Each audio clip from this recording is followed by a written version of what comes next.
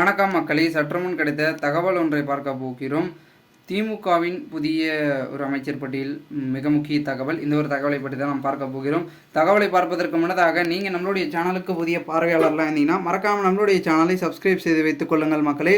தற்சமயம் வரைக்கும் பெரும் விதத்தில் இருக்கக்கூடிய முக்கியமான ஒரு புள்ளி யாருன்னு கேட்டிங்கன்னா நம்மளுடைய மு.க. ஸ்டாலின் அவர்கள். ஓகேங்களா, தமிழகத்தின் முதலமைச்சர்.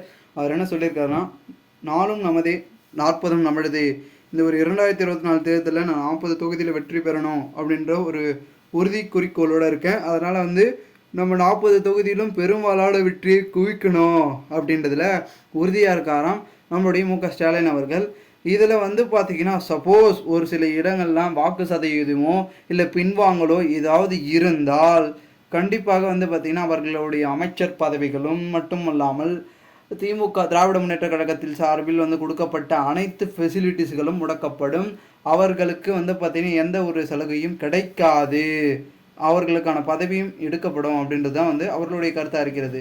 ஏனென்றால் தீவிரமாக வெற்றியை பெற்றால் மட்டுமே அவருக்கான பார்த்திங்கன்னா பெரும்பான்மை இருக்கும். ஓகேங்களா, ஏன்னா அவர் ஒரு பெரும்பான்மையை தமிழகத்தில் வச்சிருக்காரு. அது மூலமாக தான் அவர் பார்த்திங்கன்னா இந்திய கூட்டணியில் ஒரு பெரும் விதத்தில் அவருடைய செயல்பாடுகளை தீவிரமாக்க முடியும் என்பதற்காக இங்கு பார்த்திங்கன்னா நம்முடைய முக்கிய புள்ளிகளிடம் சொல்லிக் கொண்டிருப்பதாகவும் தகவல்கள் என்பது ஒரு புறம் வெளியாகி கொண்டிருக்கிறது.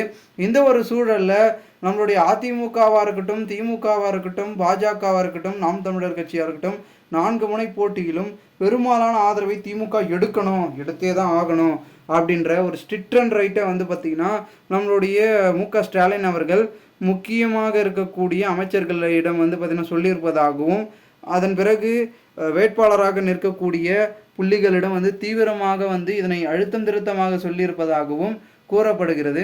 இதனால் வெற்றிக்காக பல கட்ட முயற்சிகளையும் தீவிரமாக்கி செயல்பட்டு களப்பணிகளை ஆற்றி வருகிறார்களாம் நம்முடைய திராவிட முன்னேற்ற கழகத்தின் மாஞ்சிக்கள். அதன் மூலமாக இந்த ஒரு ஜூன் 4ஆம் தேதி தெரிய வரப்போகிறது யாருக்கான ஒரு பெரும் வாரியான பார்த்திங்கன்னா தொகுதிகளை கைப்பற்றக்கூடிய விஷயமாக பார்க்கப்படுகிறது இந்த ஒரு பார்த்திங்கன்னா இடத்துல அப்படின்றத பார்க்கப்படுகிறது.